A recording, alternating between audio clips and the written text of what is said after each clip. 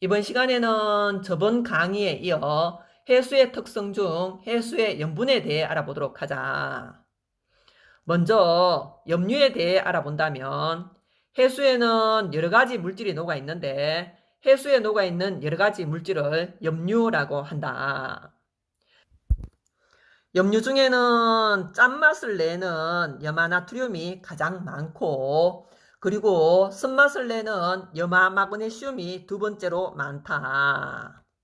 염류의 구성 비율을 옆에 그림을 통해 살펴본다면 당연히 해수에는 물이 가장 많고 물에 녹아있는 물질을 염류라 하고 염류 중에는 짠맛을 내는 염화나트륨이 가장 많고 그리고 쓴맛을 내는 염화마그네슘이 두 번째로 많다는 사실을 기억하고 염분으로 넘어가 보자. 염분이라 함은 해수 1000g 속에 녹아있는 염류의 그람 수를 염분이라 한다. 염분의 단위는 첨분율인 퍼밀 또는 실용염분 단위인 PSU를 사용한다. PSU는 15도씨 1기압인 상태에서 해수에 전류를 흘려보내 측정한 염분의 단위로 첨분율인 퍼밀과 거의 같은 값을 나타낸다. 염분을 계산할 때는 해수의 질량분에 염류의 질량 곱하기 1000으로 계산할 수 있다. 그리고 전 세계 해수의 평균 염분은 약 35 PSU라는 사실을 기억하고 다음으로 넘어가자. 이어서 염분과 관련된 문제를 풀면서 개념을 다져보도록 하자. 먼저 바닷물 500g 속에 염류가 15g일 때 염분을 묻고 있다. 이럴 경우에는 바닷물 500g 속에는 염류가 15g 있으므로 바닷물 1000g 속에는 염류가 30g이 있음을 알 수 있다. 그러면 바로 30psu라고 대답을 해도 되고 또는 식을 이용하여 풀어본다면 염분은 해수의 질량 500g 분에 염류의 질량 15g 곱하기 1000을 하면 된다. 그러면 이 바다의 염분이 30psu임을 쉽게 알 수 있게 된다. 다음 문제로 내려가 본다면 35psu인 바닷물 2kg 속에 포함된 염류의 양을 계산해 보도록 하자. 염분이 35이고 바닷물은 2kg 즉 2000g이고 염류의 양을 모름으로 x로 두고 곱하기 1000을 해보면 x는 70이 나오게 된다. 그래서 35psu인 바닷물 2kg 속에는 염류가 70g이 들어있다고 대답할 수 있어야 한다. 그리고 25psu인 해수 3kg에 녹아있는 염류의 양과 물의 양을 각각 구하라고 했다.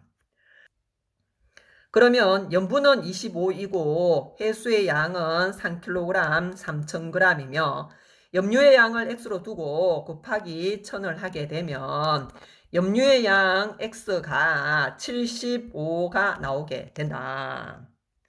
그러면 염류의 양은 75g이라고 대답을 해야 되고 그리고 물의 양은 3000에서 염류의 질량을 뺀 나머지 즉 2925g이 물의 양이라고 대답할 수 있어야 한다.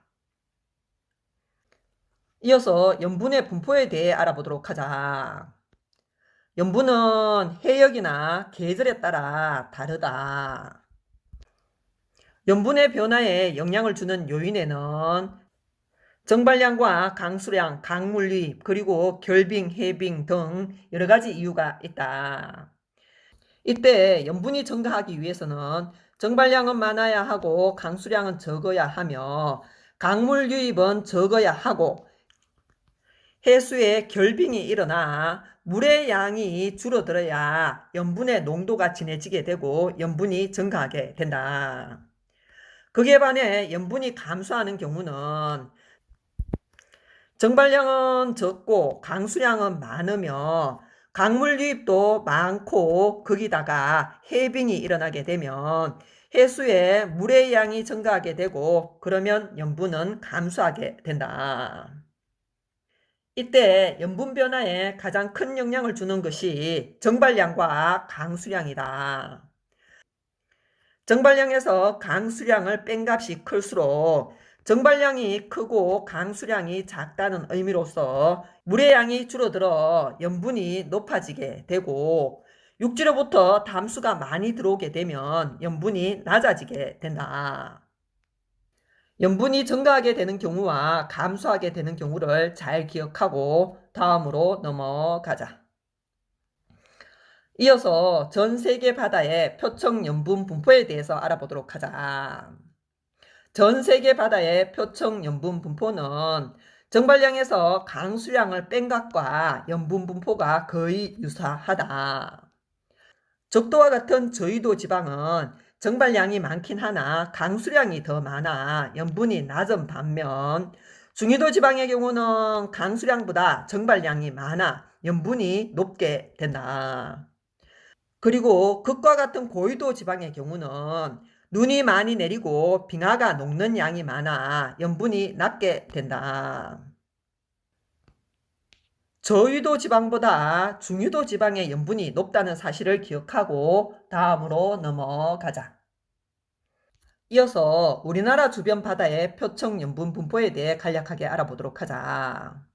우리나라 주변 바다의 평균 염분은 대략 33psu이다.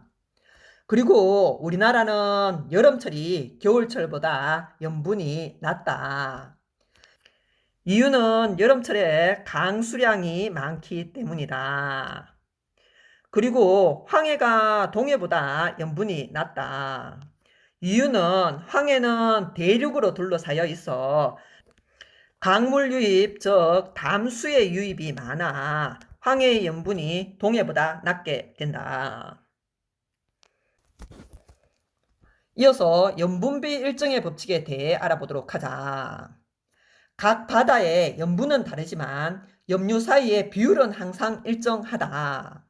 이것을 염분비 일정의 법칙이라 하고, 염분비 일정의 법칙이 성립하는 이유는 해수의 순환에 의해 바닷물이 고르게 섞임으로써 염분비 일정의 법칙이 성립하게 된다.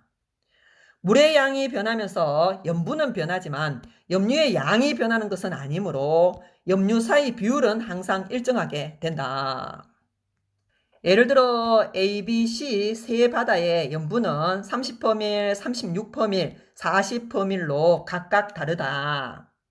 그러나 염류 사이의 비율이 항상 일정하기 때문에 A 바다에 들어있는 염화나트륨과 염화마그네슘의 양을 알면 B 바다와 C 바다에 들어있는 염화나트륨과 염화마그네슘의 양도 알아낼 수 있다.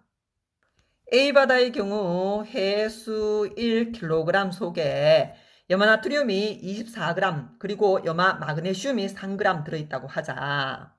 A 바다의 경우는 염분과 염화나트륨과 염화마그네슘이 10대 8대 1의 비를 이루고 있다. 그러면 염분비 일정의 법칙에 의해 B 바다 역시 염분과 염화나트륨, 염화마그네슘의 비가 10대 8대 1로 같아지게 된다. 그래서 B 바다의 염화나트륨의 양은 28.8g이 되고 염화마그네슘의 양은 3.6g이 되며, C 바다의 염화나트륨의 양은 32g이 되고 염화마그네슘의 질량은 4g이 됨을 알 수 있다. 그리고 각 바다의 총 염류의 양은 해수 1kg을 기준으로 하였으므로 A바다는 30g이 되고 B바다의 경우는 36g이 되며 C바다는 40g의 염류가 들어있음을 알아야 한다. 이때 각 바다에서 염화나트륨이 차지하는 비율을 적어본다면 A바다는 30 중에 24로서 80%이고 B바다는 36 중에 28.8g으로서 역시 80%이며 C바다도 40 중에 32로서 80%가 나오게 된다. 그래서 각 바다마다 염분은 다르지만 전체 염류에서 염화나트륨이 차지하는 비율은 80%로 거의 같음을 확인할 수 있다. 이것을 바로 염분비 일정의 법칙이라 한다는 사실을 기억하고 다음으로 넘어가자. 이어서 문제를 통해 염분에 대해 한 번 더 개념을 다져보도록 하자. 그림은 북극해, 동해, 홍해의 해수 1kg에 각각 녹아있는 여러 염류의 질량을 나타낸 것이다. 이때 먼저 각 해수의 염분을 계산해 본다면 염분은 해수 1000g에 녹아있는 염류의 총량을 g수로 나타낸 것이므로 북극해의 경우는 총 30g이 들어있으므로 염분이 30psu가 되고 동해는 33psu이며 홍해는 40psu임을 알 수 있다. 그래서 홍해의 염분은 40psu라고 대답을 해야 하고 동해와 홍해에 녹아있는 염류의 양은 다름을 알 수 있다. 그러나 새바다에 녹아있는 염화 마그네슘의 비율은 굳이 계산을 할 필요가 없고 염분비 일정의 법칙에 의해 염화 마그네슘의 비율은 거의 같다는 사실을 알아야 한다. 그리고 염류 중 가장 많은 양을 차지하는 것은 염화 나트륨이라는 사실을 알아야 하고 그리고 동해 해수 500g을 정발시켜 얻을 수 있는 염화 나트륨의 양은 동해 해수 1kg 안에 들어있는 염화 나트륨 25.6g의 절반인 12.8g임을 알아야 한다.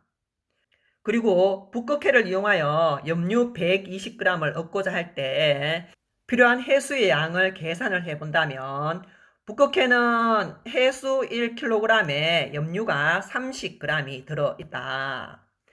우리는 염류 120g을 얻고자 하므로 30g의 4배이므로 바닷물의 양도 1kg의 4배인 4000g이 필요하다는 사실을 알아야 한다. 여기까지 해서 해수의 특성 중 해수의 염분에 대한 강의를 마무리하기로 하자.